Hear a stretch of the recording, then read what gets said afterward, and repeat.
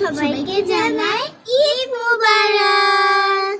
চাঁদ রাতে হাজির হয়ে গিয়েছে রায়া আর রাতোয়া আপনাদেরকে একটা গুরুত্বপূর্ণ তথ্য দেওয়ার জন্য। তা হলো যারা যারা চিন্তা করছেন যে আপনারা ঈদের দিন চুলে শ্যাম্পু করবেন, তারা অন্ততপক্ষে ঈদের দিন চুলে শ্যাম্পু করতে যাবেন না।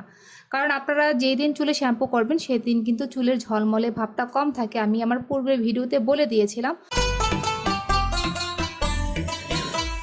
সো আপনারা যদি সম্ভব হয় তাহলে রাতেই চুলটা শ্যাম্পু করে নেন। অবশ্যই চুলে অলিভ অয়েল অ্যাপ্লাই করে আধা ঘন্টা রেখে টাওয়াল দিয়ে গরম পানির ভাপ নিয়ে তারপর শ্যাম্পু করে নিন। তাহলে সকালে দেখবেন চুলটা খুব সুন্দর থাকবে, ঝলমলে থাকবে। রায় রাধোয়া অলরেডি শ্যাম্পু করে নিয়েছে। তো দেখুন বন্ধুরা, অলরেডি কিন্তু ঈদের আনন্দ চলে এসেছে রায় রাধোয়ার মনে।